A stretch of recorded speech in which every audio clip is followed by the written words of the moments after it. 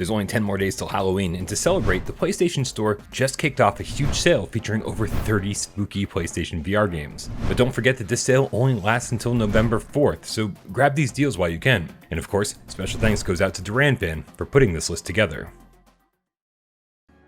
A Chair in a Room Greenwater is made by the same team that did the Exorcist Legion VR, and it shows. You get the same awkward controls, but you also get a really well-crafted horror adventure with some light puzzle solving, awesome environments, great tension, and plenty of scares. It's only about 3 hours long, but what's here is quality. The $8 sale price of Arizona Sunshine makes this zombie shooter a no-brainer. It lacks some polish, but Arizona Sunshine has a few horde maps and a fun campaign that's especially fun in co-op. It's worth mentioning that the Dead Man DLC and the Damn DLC are both on sale too, so if you're picking this one up, you might as well spend the extra $4 and get the complete experience. One of our biggest surprises this year was Bloober Team's PSVR port of Blair Witch. After their lackluster Layers of Fear VR port, we were thrilled to see some gorgeous environments here, along with some great storytelling and puzzle solving, and of course, a ton of great scares. This price isn't terribly exciting considering the standard edition only goes for $30 normally, but at least if you're picking this one up you can save a few bucks, and as a bonus you'll also get the digital soundtrack and art book.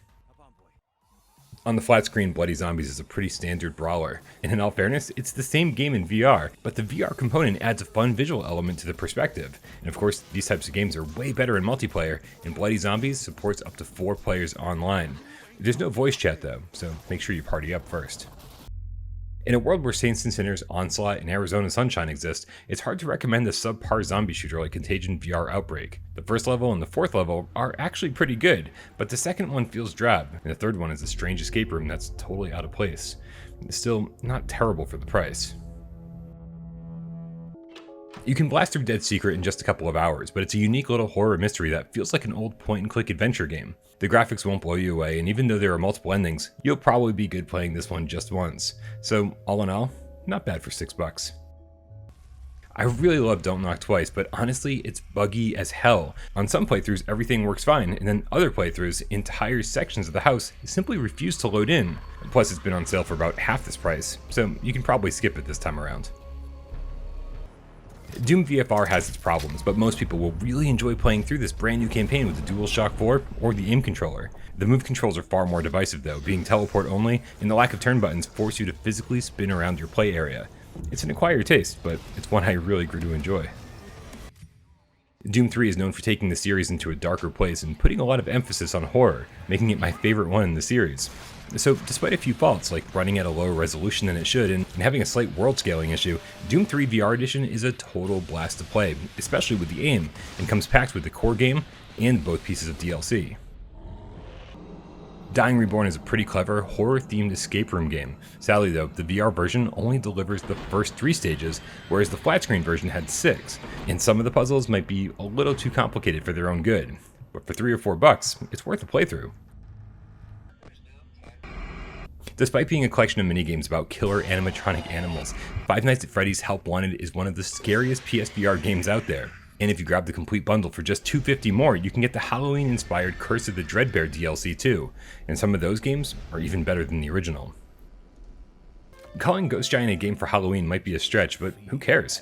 Being able to pick up this awesome, emotional adventure for less than $10 is perfect.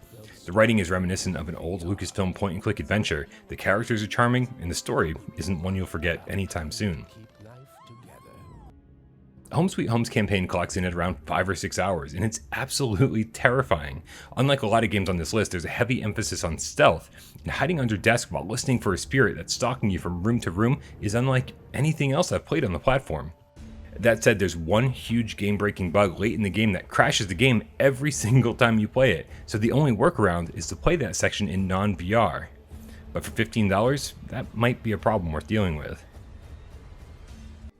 There are worse PSVR games than Horror Adventure VR, but not many. And in all fairness, it does start off fairly promising, but it doesn't take long to see that there's nothing here, and after seeing just 10 minutes of this 45-minute haunted house, I was already looking for an exit. Killing Floor Incursion has a ton of highs, including 2-player co-op through its 4 massive campaign stages, fantastic art design, some of the best looking graphics on PSVR, and the ability to decapitate and dismember the Walking Zed. But there's also a few lows: non-interactive cutscenes, long drawn out voiceovers, even in 2-player mode, and an occasional bug that locks you inside a cutscene. It's worth the risk though. Killing for Incursion is a ton of fun. I had fun with Layers of Fear VR, but my 7 out of 10 final rating might have been a little generous considering the low quality of the port we got.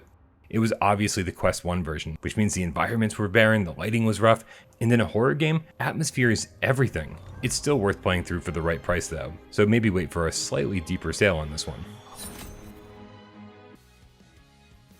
Little Witch Academia VR Broom Racing is a total waste of a great license. The Broom Racing itself, which would love to be Mario Kart, doesn't utilize enough power-ups and is way too easy to cheese, so you should be able to breeze through the entire game in just a couple hours. The worst part though is that the open area multiplayer mode, where 10 players can fly around online and hang out together, doesn't allow you to race. It's such a missed opportunity. If you're not totally sick of short, 45-minute VR experiences, you should really check out Manifest 99. You move around by staring into the eyes of something near you to inhabit its vision, making your way through the stages, looking for collectibles, and all the while, it tells a heartfelt story without really ever saying a word.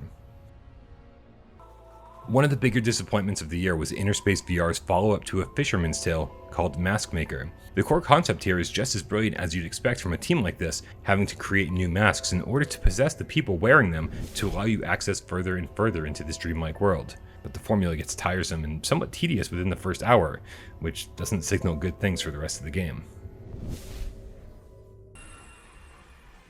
Paper Dolls VR might have one of the worst control schemes of all time. Using the moves, you click the left trigger to take a step forward with your left foot, and then you click the right trigger to take a step forward with your right foot. It's slow and tedious, but somehow I got over it and discovered a long 6 to 7 hour horror adventure with some really creative puzzles. There is a DualShock 4 option, but it's pretty terrible. So if you are thinking of getting this one, be warned. The controls will take a while to get used to, regardless of which controller you use.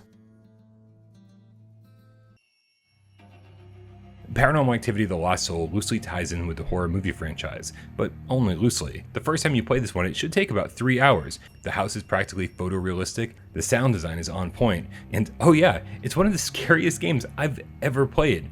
For $6, this is an absolute must-have for horror fans. The Walking Dead DLC table for Pinball FX2 VR is one of the best tables available to buy, and that's saying something considering that most tables in this collection are pretty amazing. Sure, it's $2 for just one table, but it's way better than paying $6 for just one table.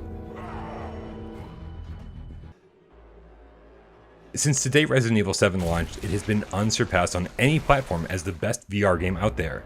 It's the full game completely playable in VR with most of the detailed and realistic environments and characters practically matching its flat screen counterpart. But in VR it's so scary that whenever we take a poll, we find a pretty large segment of gamers that simply can't or won't play it because it's too scary, making this a horror games fan dream come true. And if you love Resident Evil 7, the DLC for it is insanely good, with some additions to the campaign, including a prequel where you can see the Bakers pre-infection, a card game called 21 that seems like something you'd find in a Saw movie, and of course, my favorite, a wave-based survival game called Nightmare, where you have to run around like a maniac, crafting items and weapons, trying to make it until dawn. There's a lot of content here for $12, and most of it is playable in VR.